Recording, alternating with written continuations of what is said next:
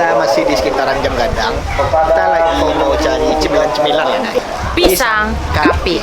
Oke, kita lanjut aja jalan. Itu Jam Gadang sebelah kiri kita. Ke arah kanan, ke arah Pasar Lereng ya. Ini pasar lereng. Kamu mengalir di situ.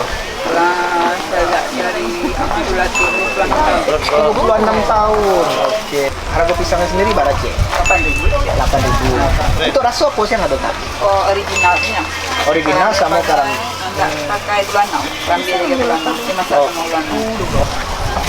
Waduh, karambia sama gulanau, dodon pandan. Bismillahirrahmanirrahim. Aku sedang diet teh yang tungguan aku guys.